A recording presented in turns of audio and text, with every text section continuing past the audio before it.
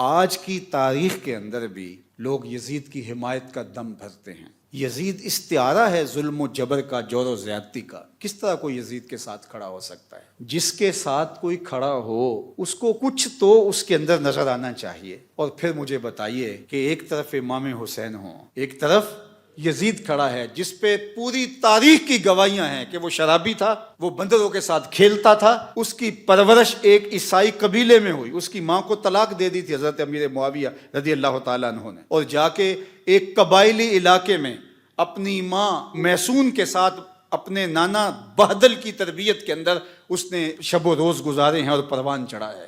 ایک وہ ہے، اور دوسری طرف جس نے حضور کا لعاب لیا، حضور کے کندھوں پہ کھیلا، آغوش میں پرورش پائی، حضور علیہ السلام کے کندھوں پہ سوار ہوا، حضور سجدے میں ہیں تو حالت سجدہ میں حضور کی پشت پہ بیٹھا، حضور علیہ السلام کی قربت کا نور پایا، جس کے گھر کا دروازہ مسجد نبوی کے اندر کھلتا تھا، وہ حسین ہے۔ اور پھر حضور نے خبر کیا دی؟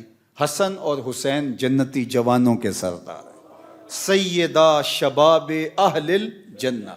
ایک طرف وہ کھڑا ہے جس کو حضور کی زبان سے جنتی جوانوں کا سردار کہا گیا، اور دوسری طرف ایک ایسا شخص کہ جس کی زندگی گناہوں سے، بدکاریوں سے، شریعت کی خلاف ورزیوں سے، جور و جبر، ظلم اور زیادتیوں سے بھری پڑی ہے۔ دوسری جانب وہ کھڑا ہے، میں تو نہیں موازنہ کرتا، موازنہ ہے ہی نہیں، چے نسبت خاک را بعالم پاک، کہاں حسین ابن علی اور کہاں یہ ناپاک شخص۔ اب اگر کوئی یزید کے لیے نرم گوشہ رکھتا ہے تو 100 بار رکھے۔ کند ہم جنس با ہم جنس پرواز، کبوتر با کبوتر باز با باز۔ اب اس کا میلان اگر یزید کی طرف ہے تو ظاہر ہے گندگی کا کیڑا کدھر جائے گا؟ گندگی کا کیڑا پھولوں کی طرف تو نہیں آ سکتا، اس لیے جس کی جو جنس ہوگی اس کو وہی قرار ملے گا۔ میں کہتا ہوں تمہیں یزید مبارک، ہمیں حسین ابن علی مبارک۔ اللہ اکبر۔ اللہ نے حسین ابن علی کو جو عظمتیں عطا فرمائی ہیں، جو رفعتیں عطا فرمائی ہیں، جو شان عطا فرمائی، تو ہمارے لیے اتنا کافی ہے کہ حضور نے فرمایا کہ وہ جنتی جوانوں کے سردار ہیں۔ یہ معال کار ہے، یہ انجام کار ہے، یہ حضور نے ان کے معاد کو بیان کیا۔ مجھے بتاؤ، جو باطل پر لڑے اور بغاوت کرے اور عدول کرے اور وہ جنتی جوانوں کا سردار بن جائے، ایسا تو ممکن نہیں ہے۔ یہ بات ذہن میں رکھو، جنت کی سرداری اسے ملے گی جو کرائیٹیریا پہ پورا اترے گا۔ یہ رب کا نظام ہے۔ جو جنتیوں کا سردار ہے اس کے سجدے دیکھو، اس کا رکوع دیکھو، اس کا قیام دیکھو، اس کی عبادتیں دیکھو۔ کسی نے کہا کہ حسین ابن علی نے شہزادوں کی طرح زندگی گزاری اور کربلا میں آ کے شہید ہو گئے۔ او میاں تم بھول گئے ہو، 26 ہجری میں کون تھا جس نے طرابلس کی جنگ لڑی تھی؟ 30 ہجری میں جنگ جرجان کے لیے کون گیا تھا؟ کون تھا جو میمنہ اور میسرہ پہ اپنے بھائی کے ساتھ کھڑا ہوتا رہا؟ تاریخ سے تم نے کبھی پردہ اٹھا کے دیکھا ہی نہیں۔ یہ حسین صرف مسلح پہ بیٹھا نظر نہیں آئے گا، یہ کئی جنگوں کے اندر کھڑا نظر آئے گا۔ حسین ابن علی نے جنگیں بھی لڑی ہیں اور سجدے بھی کیے ہیں، اور جو سجدہ حسین نے کیا آج تک کوئی کر ہی نہیں سکا ہے۔ اللہ اکبر۔ حسین ابن علی نے سجدہ کیا ہے اور حالت سجدہ میں ان کا سر دست قاتل نے کاٹا ہے۔ ہمارے لیے باعث فخر ہے کہ ہم حسین ابن علی کے ماننے والے ہیں، اور قیامت کے دن حسین ابن علی کے جھنڈے کے سائے تلے ہوں گے۔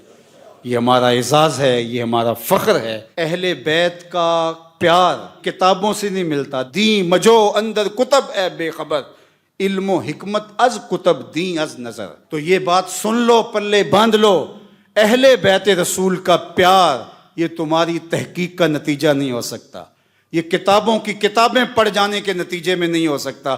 اہل بیت کا پیار پاکیزہ ماؤں کی گودوں سے ملتا ہے۔ تو ہمیں ماؤں کی گود سے حسین ابن علی کا پیار ملا ہے۔ اور اقبال نے کہا تھا، نام تو از پدر آموختم، حضور آپ کا نام میں نے اپنے باپ سے سیکھا تھا۔ یہ کتابوں سے نہیں ملتا، یہ باپ کی آغوش سے ملتا ہے، یہ ماں کی گود سے ملتا ہے۔ اللہ تعالیٰ اہل بیت رسول کی محبت ہمارے رگ و ریشہ میں محو نفوذ کر دے۔ اور یہ بات ذہن میں رکھیے کہ اہل بیت کی محبت اصحاب رسول کے ساتھ کسی عداوت کا سبب نہیں بنتی، اور یہ بھی ذہن میں رکھیے کہ اصحاب کی محبت اہل بیت کے ساتھ دشمنی اور بغاوت کا ذریعہ نہیں بنتی۔ اہل بیت نبوت بھی ہماری آنکھوں کے تارے ہیں، اور اصحاب پیمبر بھی ہمارے دلوں کا قرار اور سکون ہے۔ اور صحابہ کے لیے اہل بیت کی محبت دیکھیے، اور اہل بیت کے لیے صحابہ کی محبت دیکھیے۔ صحابہ اگر اہل بیت کو حضور کے کندھوں پہ دیکھتے ہیں تو حضرت عمر کیا بول رہے ہیں؟ واہ واہ کیسی سواری میسر آئی حسنین کو۔ تو حضور مسکرا کے کہتے ہیں عمر سواری دیکھتے ہو، سوار بھی تو دیکھو۔ اللہ اکبر۔ اور ادھر حضرت امام باقر سے پوچھا جاتا ہے سیدنا صدیق اکبر اور حضرت سیدنا عمر کے بارے میں، تو وہ بولتے ہما امامان عادلان کانا علی الحق و ماتا علی الحق۔ وہ امام تھے، حق پہ قائم رہے، ان کا انتقال بھی حق پہ ہی ہوا ہے۔